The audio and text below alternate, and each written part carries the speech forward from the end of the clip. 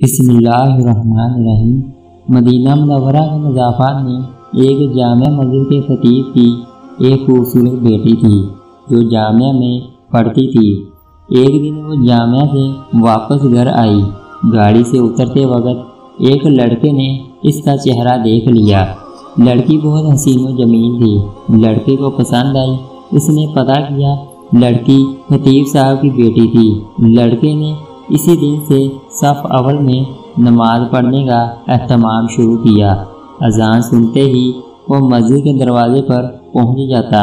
نماز تک تلاوت قرآن میں مشغول رہتا تھا۔ 6-7 مہینے تک وہ اسی معمولات کا پابند رہا۔ اس کے بعد اس نے والد سے شادی کی خواہش کا اظہار کیا۔ والد نے کہا ٹھیک ہے، دیکھ لیں گے مناسب رشتہ۔ اس نے کہا کہ لڑکی میں نے دیکھ لی ہے۔ والد کے پوچھنے پر اس نے خطیب صاحب کی بیٹی کے بارے میں بتایا۔ اس نے کہا یہ تو بہت اچھی بات ہے، امام صاحب سے ملتے ہیں۔ عمائدین محلہ کے ساتھ امام صاحب کی خدمت میں حاضر ہوئے۔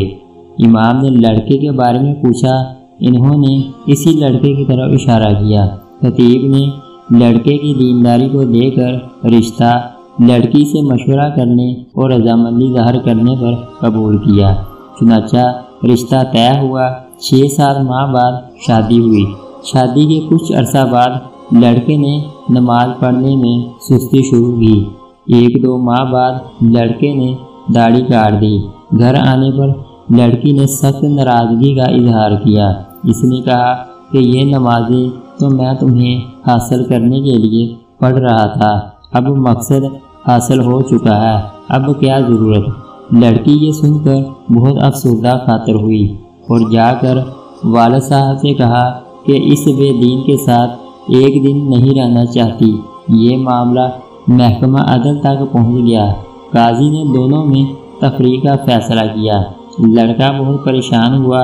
اس نے بہت کوشش کی لیکن لڑکی کو دوبارہ نہ پا سکا۔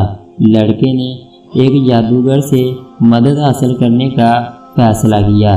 جادوگر نے بڑی رقم ادا کرنے کا مطالبہ کیا۔ لڑکے نے سارے پیسے پیشگی ادا کیے۔ کچھ دن گزرنے کے بعد جادوگر نے مزید پیسوں کا مطالبہ کیا۔ لڑکے نے بالفور وہ بھی ادا کیے اور کہا کہ کام ہو جانا چاہیے، پیسوں کی فکر نہ کرو۔ 1 ماہ کے بعد جادوگر نے لڑکے کو بتایا آ جاؤ، اپنے پیسے لے جاؤ، تمہارا کام کسی صورت میں ممکن نہیں ہے۔ جب وہ لڑکا جادوگر کے کمرے میں پہنچا تو جادوگر ایک بڑا چاقو ہاتھ میں لیے کھڑا ہے۔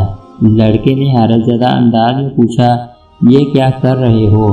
جادوگر نے کہا مجھے قتل کر دو ورنہ 2 قتل کر دیے جائیں گے۔ لڑکے نے کہا میں یہ نہیں کر سکتا، لہٰذا میرے پیسے دے دو۔ اس نے پیسے دے دیے۔ لڑکا پیسے لے کر بھاگنے لگا۔ دریں اثنا پولیس والے نے لڑکے کو پریشان حالت میں بھاگتے ہوئے دیکھ کر گرفتار کر لیا۔ پیسے ضبط کر لیے۔ لڑکے کے دوست سے پولیس جادوگر تک پہنچ گئی۔ جادوگر نے پولیس کو کہا مار ڈالو، میں مرنے والا ہوں، مجھے وہ نہیں چھوڑیں گے۔ پولیس نے دونوں کو قاضی کے پاس لے گئے۔ قاضی کو جادوگر نے پوری کہانی سنائی کہ ہم استمداد بالشیاطین کے ذریعے جادو کا عمل کرتے ہیں اور کامیاب ہو جاتے ہیں، لیکن اس لڑکی پر جب میں نے یہ عمل کیا اور شیطانوں سے مدد حاصل کرنے کی کوشش کی تو اس گھر کی حفاظت پر فرشتے مامور تھے۔ پھر میں نے دوسرا عمل کیا، تب بھی فرشتے مامور تھے لیکن پہلے سے زیادہ۔ اس کے بعد میں نے رئیس الشیاطین سے مدد لینے کی کوشش کی۔ اس بار جب وہ گھر کے پاس گئے تو وہاں جبرائیل امین کھڑے تھے۔ اس دن کے بعد سے اب مجھے وہ شیطانی گروہ مارنے پر تلے ہوئے ہیں۔ قاضی حیران ہوا۔ اس نے خطیب صاحب کو بلایا۔ جب امام صاحب تشریف لائے تو انہوں نے پوچھا کیا عمل کرتے ہو کہ فرشتے آپ کے گھر کی حفاظت پر مامور ہیں؟ اس نے پوچھا کیوں، کیا ہوا؟ کیونکہ اس کو پتہ بھی نہیں تھا کہ یہاں کیا چل رہا ہے۔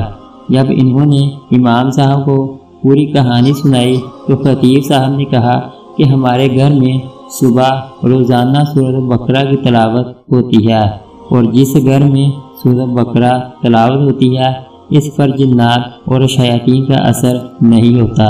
نیک خاندان کی حفاظت اللہ تعالیٰ کے لیے اللہ ایسا انتظام کرتا ہے۔